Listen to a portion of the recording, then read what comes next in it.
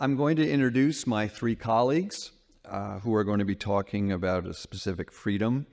If someone tasked me with the job of creating the best liberal arts college in the world from scratch, these would be my three first phone calls. They're my ride or die crew, and they're incredible classroom teachers, amazing scholars, and I'll just give a brief outline of their accomplishments. Mia Mask, professor of film on the Mary Ripka Ross Chair, earned her PhD at NYU. She teaches courses in African American cinema, documentary history. She has a seminar that students rave about on Spike Lee. Her new book, her latest book, is Black Rodeo, A History of the African American Western. She's also written about Sidney Poitier, and she has another book on divas on screen. She is also a well-established member of the faculty in our governance situation. She's always taking on more responsibilities. So Mia, thank you for being here. She's also my neighbor. Jonathan Cahn earned his PhD from Columbia. He's a professor of religion, and his work focuses on the intersection of race, religious ethics, and politics. His book, Divine Discontents, The Religious Imagination of W.E.B. Du Bois, is well read and well thought of. He's also the editor of Race and Secularism in the United States. And if you can get into one of Jonathan's classes on campus, you're a very lucky person. My former colleague, Miriam Cohen, earned her PhD at the University of Michigan. She is the professor of history, Evelyn Clark Chair Emeritus. She used to teach courses on the history of women in 20th century America. Her book, Workshop to Office, 2 Centuries of Italian Women in New York City, is still one of the classics on this topic. With her husband, Michael, she wrote comparative histories of the social welfare state, both in the United States and in Europe. Let me also add that one of the things that a faculty at a place like Vassar desperately need is institutional memory, and no one in a department meeting or on the floor of the faculty knew more about the good politics of the college than Miriam, and we all benefited from her wise counsel. I also say my wife, Monica, who's in the back of the room, and I owe Miriam a special debt. She was the chair of the search committee that brought me to Vassar. I've loved that day ever since. So you're in for a treat. These are 3 amazing colleagues. We're each going to speak for about 8 to 10 minutes on one of the freedoms, and we can carry that conversation on in lunch after I wrap up. So thank you.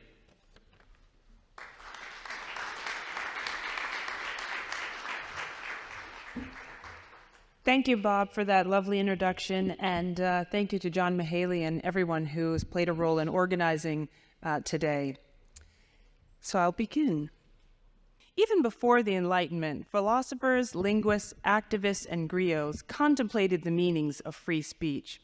During his 3rd term, President Franklin Roosevelt built upon the existing notions of liberty when, in his 1941 annual message to Congress, he cited freedom of speech as the first of the 4 freedoms integral to democracy. He eloquently asserted these freedoms should be accepted as human rights everywhere in the world. Here in the United States, we have long wrestled with what it means to have freedom of speech and how best to implement it. There are 2 examples of speech I would like to address today. Before I cite these examples, I want to encourage us to accept that the practice of speech is imprecise and based on subjective judgments which evolve. Such evolution is healthy, however. Capricious government suppression of speech is comparatively straightforward. Democratic societies can come to differing and reasonable conclusions regarding how to protect free speech. Witness, for example, the libel laws governing the press in the United States versus the United Kingdom. When addressing free speech within democracies, it is helpful to consider, for example, George Orwell's experiences and forewarnings. In the early 1940s, as Orwell was seeking a publisher for Animal Farm, he made prescient observations about freedom of thought and speech in a proposed preface to his book, which was a satire of the Russian Revolution. Reminiscing about the challenges he faced in publishing, Orwell said, "The chief danger to freedom of thought and speech at this moment is not the direct interference of the Ministry of Information or any official body. Rather, it was that publishers and editors worked to keep certain topics out of print, not because they were frightened of prosecution, but out of intellectual cowardice, which he felt was the worst enemy a writer could face in a democracy. Unpopular ideas, according to Orwell, could be silenced and inconvenient facts kept dark without an official ban." He thought that this veiled censorship threatened books and periodicals as well as plays, films, and radio. In the early 20th century, the British press was centralized, most of it owned by wealthy men who, according to Orwell, had every incentive to be dishonest with respect to certain topics. Unfashionable opinions were rarely given a fair hearing, either in the popular press or in highbrow periodicals. Orwell's observation regarding the British press and the publishing world remains relevant, and it underscores the importance of Roosevelt's vision and values. Corporate media ownership and political partisanship still impact censorship of books, periodicals, history curriculum, films, and even radio. One example of this treatment and coverage is of critical race theory today, right, by media outlets that participate in a campaign of misinformation and disinformation about legitimate scholarship by legal historians. A truly free press, one that is unburdened by an obligation to what is fashionable, would be able to research and report fairly on the work of these scholars. Of course, there are other contemporary examples of how the press defers to the fashionable instead of inconvenient truths. As a film scholar, I am familiar with a specific chapter in history which demonstrates how our notions of free speech evolve. Since the earliest days of cinema, there have been debates about the freedom of artistic expression and what qualifies as acceptable entertainment. The Motion Picture Production Code, or the Hays Code, was a set of industry guidelines for the self-censorship or self-regulation of movie content. The code was applied to most motion pictures released by major studios from 1934 to 1968. Films were prohibited from representing subjects that the moral guardians like the Catholic Legion of Decency and other self-described civic groups deemed objectionable. The CLD persuaded Catholic audiences to boycott theaters because of purportedly sinful content. This had a major economic impact, and the studios eventually agreed to comply with the code. Troublingly, the code forbade the presentation of content considered offensive to white Christian women's organizations, most of which were also segregationists. The code censored profanity, nudity, representation of drug trafficking, sexual perversion, and in this case read homosexuality or any representation of queer identity, white slavery, and miscegenation. And by miscegenation, they didn't merely mean interracial relationships. Even the hand-holding between Bill Bojangles Robinson and Shirley Temple was considered miscegenation and was boycotted by Southern theaters in Southern states. Sexual hygiene, venereal disease, scenes of childbirth, even in silhouette, ridicule of the clergy, and other topics. The code was named after Will Hays, the first president of the MPPDA from 1922 to 1945. Under Hayes's leadership, the industry adopted the production code in 1930 and began rigidly enforcing it in 1934. Without code approval, it was virtually impossible to produce, distribute, and exhibit a film. From 1934 to 1954, the code was identified with Joseph Breen. But today, there are scholars who defend Breen's actions. Leonard Leff asserted that Breen was not the voice of Hayes, Wall Street, the Legion of Decency, or the state censor, but rather he helped producers translate the dangerous into the ambiguous, and on occasion, even into the subversive. And we could certainly talk about the ingenuity of innuendo that came out of code restrictions. Nevertheless, the industry adhered to the code into the 1950s, and eventually code compliance began to wane, owing to the combined impact of television, foreign films, controversial directors, and intervention from the courts against monopolistic practices, think Paramount decrees, right? In 1968, after several years of lax enforcement, the production code was replaced by the film rating system. Today, we navigate the digital terrain of the 21st century, where questions of free speech have grown even more complex. The democratization of information via the internet has amplified voices that were once marginalized. It has also given rise to new forms of censorship. In Orwell's day, novel ideas could be deemed unfashionable. Today, they risk falling prey to cancel culture. Digital content seems to easily transcend national borders and legal jurisdictions, complicating the protection of free speech. Algorithms and echo chambers can reinforce divides rather than enlighten discourse. As we uphold Roosevelt's vision in this digital age, it is imperative to navigate these waters with a commitment to the spirit and evolution of free speech, ensuring that divergent and quiet voices are given a fair hearing. Freedom of speech remains a messy and unending pursuit. When these conflicts over speech animate our passions, we should remember how privileged we are to safeguard and exercise this fundamental human right. Thank you.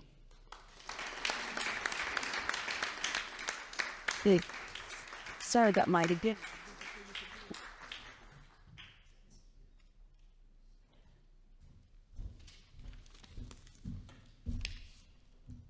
Good afternoon, everybody. I'm Jonathan Kahn. I want to talk about a little bit about begin by the very sort of Vassarness of this Vassar event. My experience at Vassar is, and this is what makes the place great, is the relationships that you build. I'm sure like all of you are here 50 years or so later because of the relationships you build. And, when someone like John Mahaley asks you to do something because of the relationship we built, I say, John, how can I help? Even more is sitting on the stage with Miriam and Mia, who in fact, Mia, I think you introduced me to John. There's a relationship there. And then I've learned over the years that when Bob says where and when, you say, how can I be there? So thanks for having me here today. It's also a Vassar event because while I'd heard of the four freedoms, this Vassarness of this Vassar event, I'd never read the text. And so what do at Vassar? We go to the source. So I had a really good time reading this text for the first time, 1941 in January. And I want to offer a few observations about, from the perspective of sort of being a scholar of religion and its intersection with politics. So I'm struck by what a moral text this is, or at least the importance of the word and the notion of morality and the role it plays in the speech. FDR speaks of, quote, the justice of morality must win and will win in the end. He speaks about the greater conception of a moral order. And he even speaks of, by an impressive expression of the public will and without regard to partisanship, we are committed to principles of morality. That was another time, I think. So for a speech that begins and functions as a brief for defending America's security, it becomes ultimately a brief for a moral order, a moral vision, an American vision of morality and a vision of democratic morality. The speech is religious in this sense, I would contend, in the way that John Dewey wrote in his 1934 classic work, A Common Faith. He spoke about, quote, emancipating a true religious quality, end quote, from our democratic existence. The moral vision that FDR sketches is not an instrumental version, again, a different time. It is, however, a pragmatic vision. The morality of democracy is attuned to and emerges from what it's going to take for a pluralistic society, a multi-religious, a multiracial, a multi-ethnic society to live together. The purpose of morality in this speech is to try to solve that problem. And so in that sense, the moral vision of the speech emerges out of these sort of imminent conditions of a society that has to ask itself, how do we live together with our differences? FDR sketches a moral vision of democratic life, a moral vision of a liberal order where liberalism and democracy are not envisioned as a mere set of voting procedures, nor as a neutral set of norms that allows markets to function as efficiently as possible, as they possibly can, nor as a way to arrogate power as best one can by bending the rules to one's will. Again, a different time. Instead, it's a democratic vision that is attempting to achieve and conceive of a common good that is necessarily rooted in what Ralph Ellison would call the agonistic cooperation between pursuing one's own lights, one's own vision in the good, and the importance of having room for others to do the same. So I'm struck in this speech by the way of FDR's explicit call for personal sacrifice. He writes, I'm assured of the willingness of almost all Americans to respond to that call. Again, different time. It's been a while since a politician has invoked sacrifice as a democratic virtue, and probably longer than anyone has been assured that Americans will respond to this. But when I read this text as a scholar of religion, as someone who's interested in the way religiosity sort of wends itself into public life, I think this call to sacrifice is the moral core of this speech. For me, the four freedoms emerge from FDR's call for sacrifice, which I think is nothing more or less than his insistence that the moral core of democracy is the realization that one lives with neighbors, that one has to care for one's neighbors in order to live democratically. If there's no ethic of sacrifice, there's no democratic spirit. No sacrifice, no democracy. So finally, I'm going to turn in these closing thoughts to the actually explicit call in the Four Freedoms about religion. What's important to realize, though, is that it's actually not a call for the freedom to religion. What he talks about is the freedom to worship God. He doesn't use the phrase that the Constitution says, the free exercise of religion, nor does he talk in the way that we talk about, which is always the freedom of religion. He says, quote, the freedom he's interested in defending is, quote, the freedom of every person to worship God in his own way. We would change the gender of that pronoun, but for every person to worship God in their way. I've been thinking about the difference between the freedom to worship God in our own ways and the exercise of the freedom of the religion, the one being FDR's language, the other being sort of our common language. And I think the difference is significant in a couple of ways. Because nowadays the freedom of religion functions too often as a bludgeon, a banner that one raises against other citizens. The freedom of religion is too often understood as a type of powerful self-expression, as a way of enhancing one's own size and one's own individuality, as a right that I have to do what I want. It's conceived as expansive, as my right to insist upon my religion as far as my eye can see. That's the notion, I think, of the freedom of religion, as I read it, that was in the recent Alabama Supreme Court's ruling on in vitro fertilization. This version of freedom of religion expresses itself as a fear. The underlying fear is that if my version of religion doesn't predominate, then morality, society, civilization is lost. The freedom of the religion in this way justifies maximalist claims to power. The freedom of each person to worship God in their own way offers a potentially radically different account. First of all, FDR conceives of freedom of religion conceives of this freedom as one of necessarily about our differences. In our own way, we are going to worship our gods. Implicitly, this freedom recognizes that freedom is situated in a community of believers, our neighbors, and thus it requires not a quest to dominate, but instead turns on an ethic of restraint. It's important that I worship my God, yes, but it is as important that I make room for my neighbor to worship their God. Sacrifice, making room for others, is going to be required. Restraint, careful discernment, self-control are all part of this ethic of sacrifice. And finally, there's an intimacy in the idea of each of us worshiping our own gods. I say intimacy, which does not necessarily mean a type of required or necessary privatization of religion. Or I don't see that this is what FDR was calling for. I think he knows, or he knew, that private forms of religion and private forms of worship are going to have public effects and public resonances, and they should.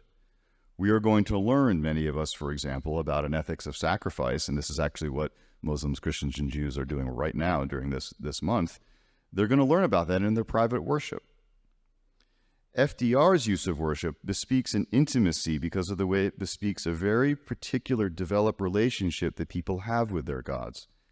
It's about the meaning that comes out of your particular community of practice and believers. And what I hear in this is not a domination of others. Domination of others is not the plausible goal of worshiping gods in our own way. For each of us to worship God in our own way is to fashion a self within a community of believers.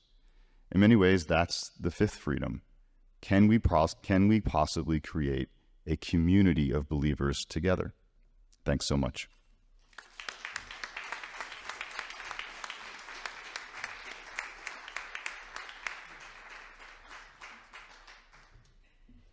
The FDR's Four Freedoms speech, made in early 1941, called on the American people to support a massive campaign of arming Britain in the fight against Hitler to safeguard democracies in the struggle against fascism.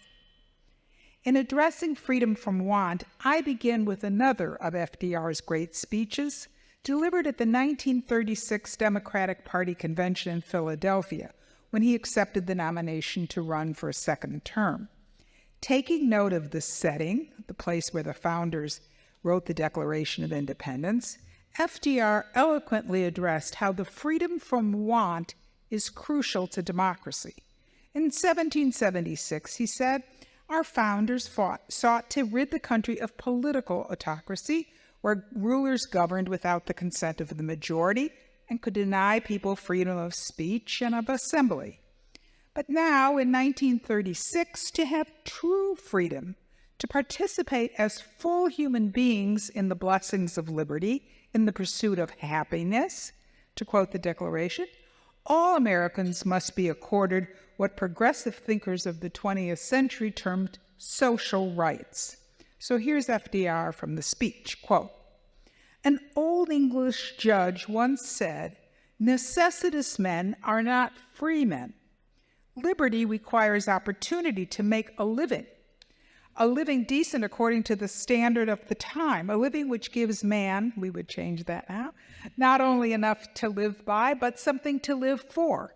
A government that protects its citizens in his right to vote,' quote, "'must protect the citizen in his right to work and his right to live.' Towards this end," Roosevelt said, quote, "'the government in a modern civilization has certain inescapable obligations to its citizens, among which are the protection of the family and the home, the establishment of a democracy of opportunity, and aid to those overtaken by disaster." That too seems like it's a long time ago, or not completely. Because of his belief about government obligations, when he came to office in 1933 in the depths of the Depression, Roosevelt quickly instituted programs that provided jobs for the unemployed, direct payments so that Americans could obtain basic food, clothing, and shelter. In 1935, the New Deal pushed through the Social Security Act, providing unemployment benefits for many Americans, old age pensions for those in retirement, direct aid for mothers of young children who had little or no access to other income. The New Deal and Congress later passed the Fair Labor Standards Act, instituting federal regulations in numerous jobs, mandating minimum wages and maximum hours, and to help workers use their own strength through collective bargaining and stand up to powerful corporations, the National Labor Relations Act guaranteed the right of labor to organize unions. All of this was designed to provide Americans with basic social rights along with civil and political rights. Yet, as this current exhibit shows so well, the New Deal fell short of a truly democratic vision of social rights. Americans of color did not have the same access to those programs available to white Americans. In some cases, it was because many of the relief programs were under state and local supervision, and local officials routinely discriminated against African Americans when determining who was eligible for aid. When it came to Social Security and the FLSA, the original laws excluded whole categories of eligibility by occupation. Thus, domestic workers and farmers initially had no unemployment and old age pensions, nor were domestic workers or farmers covered under the Fair Labor Standards Act. In both cases, powerful white congressmen, who in those days could kill wholesale any of these pioneering programs, simply wanted those areas exempted. These jobs were dominated by black workers, and powerful interests did not want new social supports that might disrupt the racial and social hierarchy of what they termed the Southern way of life. Not only racial barriers limited the access to freedom from want, so too did gender discrimination. Most Americans saw the Great Depression as the crisis of the male breadwinner. They were indifferent at best to the plight of women workers and often hostile to women workers who they saw as taking jobs away from men. As a result, the many single and often married women who needed employment were denied good jobs under the work relief programs. During the early years of the Social Security Act, a number of jobs that employed lots of women were excluded from coverage. But as this exhibit that you all may have seen part of, and I still have to go back. I think it's so great. As the exhibit brilliantly shows us, this is not the whole story. During the 1930s and 40s, African Americans, for example, pushed and mobilized and made important gains in the struggle to make the promise of freedom from want truly inclusive. Early in the Depression, African American organized boycotts, the Don't Buy Where You Can't Work campaigns to push white businessmen in black neighborhoods, such as Harlem, to provide employment to community members. And the movement spread to other cities, resulting in thousands of jobs for African Americans. And early in the Roosevelt administration, blacks pushed and succeeded in getting various New Deal agencies to appoint black officials who could call attention to and advise on issues regarding racial discrimination. And though this group of black advisors, often referred to as FDR's Black Cabinet, couldn't meet directly with the president, they had access to senior cabinet officials and made progress in obtaining better treatment in the relief programs. One of the most important black advisors to the New Deal, Mary McLeod Bethune, played a critical role. The founder and head of the National Council of Negro Women, Bethune, as historian Martha Jones writes, was, quote, mindful of its limitations, but she never rejected the New Deal entirely. Among other things, she used her relationship with Eleanor Roosevelt to make a difference. Very importantly, Bethune served as head of minority affairs in the National Youth Administration, which provided relief funds to keep youth in school. She succeeded in providing disproportionately greater funds to the African American youth because she knew they were so much poorer and were enrolled in schools that were so badly resourced. The 1941 March on Washington movement is a singular example of how the power of mass mobilization and access to both FDR and ER worked to advance African American social rights. So in 1941, the great A. Philip Randolph, head of the Sleeping Car Porters Union, and others decided to take on the issue of racial discrimination in the defense industries. They knew African Americans were not sharing in the new American prosperity stimulated by wartime production. 6 months after the Four Freedoms speech, Randolph and the others were threatening to bring thousands of African Americans to Washington to demand that discrimination end in defense industries, which, after all, were under government contract. FDR met with the leaders. Randolph already had been meeting with Eleanor Roosevelt, a supporter of civil rights, who had worked with Randolph, Bethune, and other activists in the past. Convinced that indeed the group could bring thousands of African Americans to Washington for a march that would be a true embarrassment at a time that the United States was espousing the ideals of freedom in the fight against fascism, Roosevelt agreed to address discrimination in the defense industry, and the march was called off. The government instituted the Fair Employment Practices Commission, FEPC, to hear complaints and to ensure fair treatment of blacks and other minorities. The FEPC had little ability to enforce non-discrimination. Only later in the war, when the need for black workers became critical, were African Americans truly able to take advantage of the new prosperity. Nevertheless, as historian Nelson Lichtenstein has written, the establishment of the FEPC was, quote, the most graphic fruit of this American quest for industrial citizenship. With a committed interracial staff, an expansive mandate, it opened up a space for contention. It legitimated black protest, asserting a new social right to fairness on the job and at the hiring gate. As one African American woman wrote to the FEPC, "I want these things called rights." And African American workers asserted themselves with a new militancy. For example, in the auto industry, where they walked out 3 times in one plant to protest racial discrimination. It would not be until the mid-1960s that the full-blown civil rights mobilization would result in enforceable legislation to address hiring discrimination. After her husband's death, Eleanor Roosevelt continued and expanded her efforts on behalf of political, civil, and social rights, regardless of race. Over time, laws such as Social Security expanded their coverage to include many more Americans, but today we are still in the struggle to make freedom from want, the right to a decent standard of living, a reality.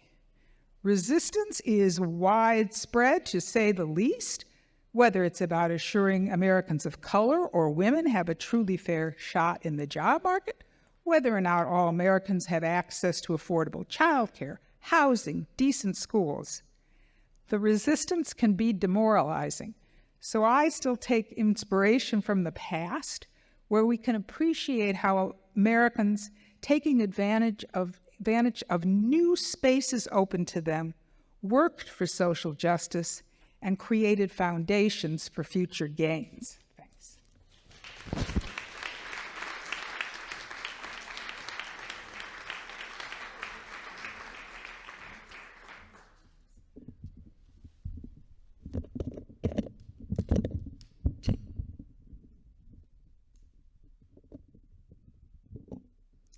How lucky are our Vassar students? Yeah. Freedom from fear. In the actual speech on that yellow piece of paper, it's 2 sentences long. It addresses armaments, international armaments, and Roosevelt's burning desire for a reduction to a level of armaments that will leave people everywhere with a peaceful night's sleep. There was a history of armament reduction in the 20th century. Following the First World War, there was a 9-power treaty, a 4-power treaty, the Kellogg-Briand Pact. All of these sought to reduce the level of armaments by tonnage, and the Kellogg-Briand Pact literally outlawed war. All of these failed to stop the rise of fascism. The cynics would say that the efforts in the 9-Power Treaty and the 4-Power Treaty to limit by tonnage favored the United States, who could build very light steel-hulled navy, versus the Japanese and even the British, who did not have that technology. But Roosevelt, I think the greatest grand strategist who ever lived in the White House, had different visions when he made this, his freedom from fear. There's a background here that's classic Roosevelt. It's complicated, it's contradictory, it's many different thoughts all at once. Roosevelt signed the Destroyers for Bases deal in September 1940. This was the first of his efforts to gain aid for Britain with a reluctant Congress. Winston Churchill said of trying to court Roosevelt and the Americans into the war that he had never pursued a mistress harder.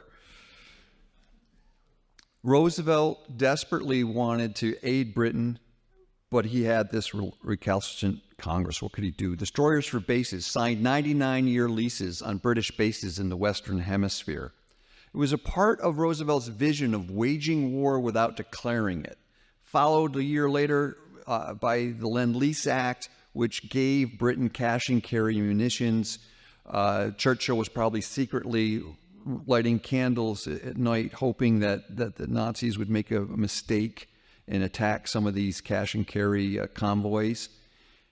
The biggest thing I think that Roosevelt is often overlooked, and I don't think scholars have done full work on this, in the connection between Roosevelt's vision of a world with reduced armaments and a world at peace and a world safe and secure, was the Atlantic Charter. This is often considered the founding document of the modern human rights movement.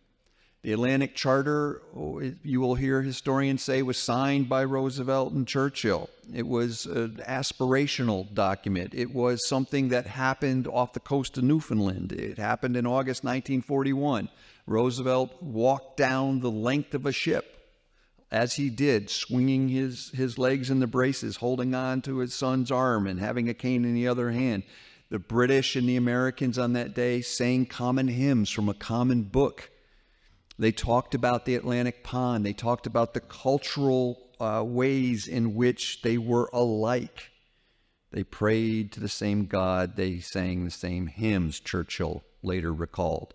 But the Atlantic Charter, when I think placed against this idea of freedom of fear, went more to Roosevelt's vision for a post-war world. These 4 freedoms were about America at that time, but they were also desperately about the post-war world, a world that Roosevelt almost single-handedly created. The Atlantic Charter is not just a group of sentiments from allies. The Atlantic Charter is the destruction of the European empires. And it's the only way I think that we can view the Atlantic Charter, because like classic Roosevelt, he wanted something in this declaration that would attest to the commonalities that the British and the Americans had, but also would extract a price for America's involvement in the Second World War. These were America's first principles, stopping fascism. But Roosevelt always wanted to get more than just the surface. And so if we read the Atlantic Charter closely, if we read the Atlantic Charter with the benefit of 40 years now of really good human rights history, we realize that the Atlantic Charter was a cable. It never really was signed. But that Churchill was in effect saying, we understand that your freedom of fear is interpreted a little differently. Your freedom of fear means self-representation for peoples. Your freedom of fear means participatory democracy. Your freedom of fear, in a sense, means the end of the empires. And Roosevelt, to his core, was an anti-colonialist. The freedom from fear that he envisioned inside the Atlantic Charter was a world in which the old European imperial preference system would be replaced by something American, something uniquely out of Roosevelt's vision, something that gave people the freedom from fear that he so desperately wanted, universal freedoms that all people possessed. If we look at this freedom from fear then in a long line of moves that Roosevelt made to wage war without declaring it, to maneuver the American public to face the reality that fascism was the danger that Roosevelt thought it was, that becoming the arsenal of democracy, building the largest arsenal in the world, not too far from our meeting today in Watervliet, that was completely consistent with his bigger vision of reduction of arms following this war, because he was talking about creating a new world order in which no single power would have to stockpile that kind of hardware. He was envisioning a new international system based on these other freedoms and a little bit of Roosevelt's own vision about participatory democracy. He literally was remaking the world in an image that almost no one, except the few Vassar dads that were on his staff, could understand and anticipate. If you look at the Mercator map that's now very famous and you flip it over the way that Roosevelt envisioned the world, he used this map with a polar vision of the globe to show Americans who were reluctant to get in line for the Selective Service Act in 1940, the destroyers for bases in September 1940, Lend-Lease in 41. He used this map to show the close distance between Europe, China, Russia, and the United States. It's not by accident that the United Nations uses that map as its symbol. Roosevelt's vision for that post-war world was rooted in the UN Declaration of 1942. It was rooted in a new post-war order, and it grew out of, I think, all of these freedoms. A New Deal for the world is what he envisioned as he created this new interdependent international world order, something I think we could use very much of today. Thank you.